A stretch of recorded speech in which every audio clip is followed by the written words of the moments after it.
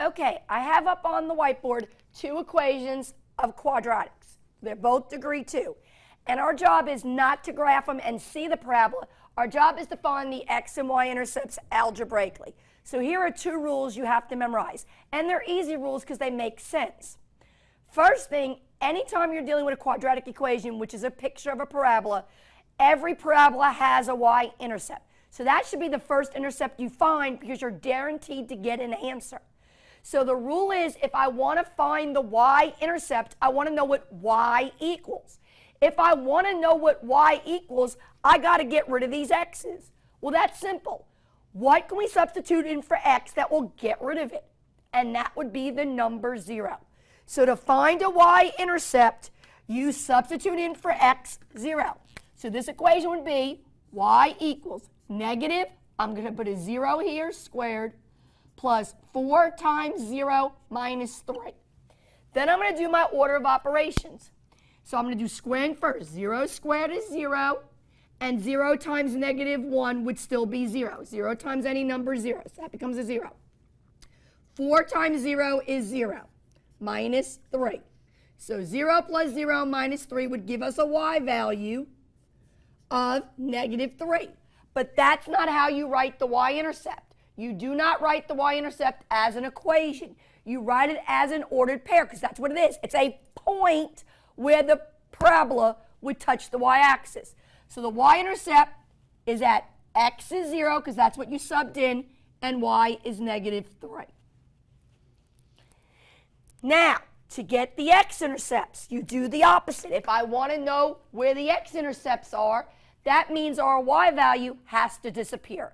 So to find the x-intercepts, you let y be 0. So we take our original equation, and now we're going to replace y with 0.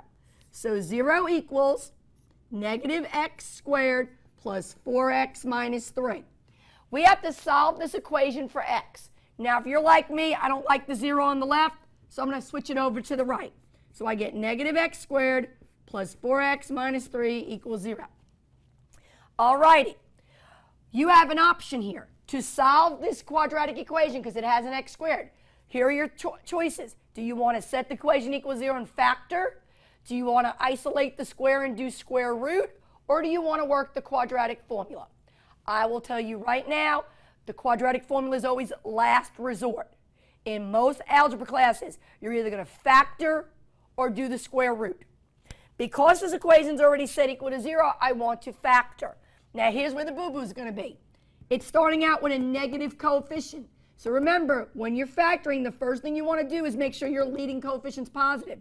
So we're going to divide all these terms. We're going to factor out a GCF and negative 1 to make them all positive. So that would become positive x squared minus 4x plus 3.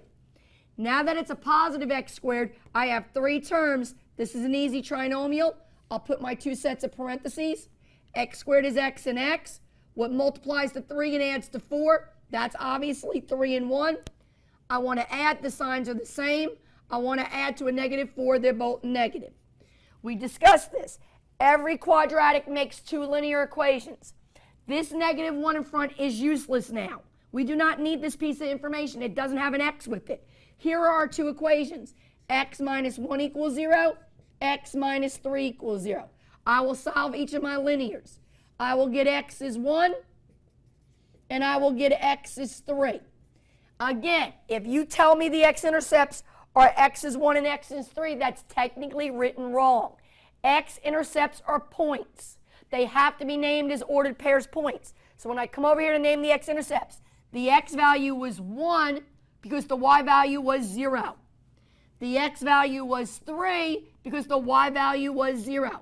So if I did graph this parabola, it would touch the x-axis in 2 locations. It has 2 x-intercepts, 2 roots. Okay, if you look at this equation, this is a quadratic equation. It has a square.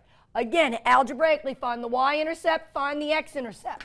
We always find the y-intercept first because every parabola has a y-intercept. To find y, we let x be 0. So we write y equals 0 squared minus 1. we do our order of operations. 0 squared is 0. 0 minus 1 is negative 1. So our y-intercept, our x value was 0, and we found our y value is negative 1. Every parabola will touch the y-axis. Okay, now we're going to find our x-intercepts. So again, to find x, you let y be 0. So here's our equation.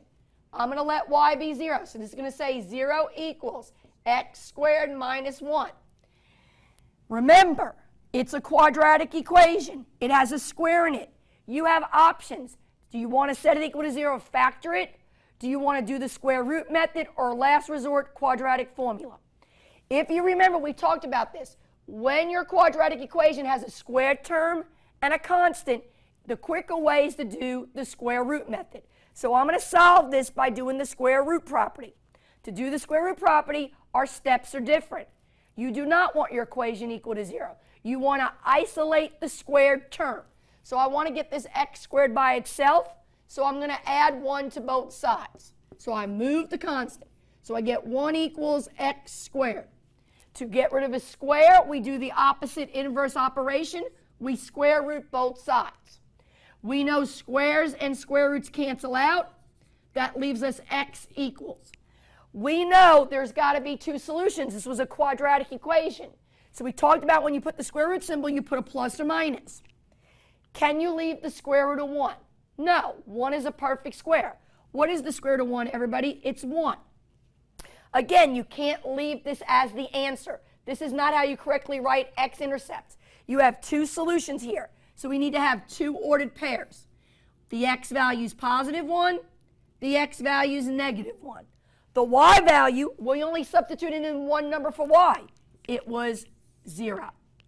And that is how you find the location of x and y-intercepts algebraically without having to draw the parabola. Okay, we're done with Module 19. We're done with graphing. One more module to go. I'll see you then.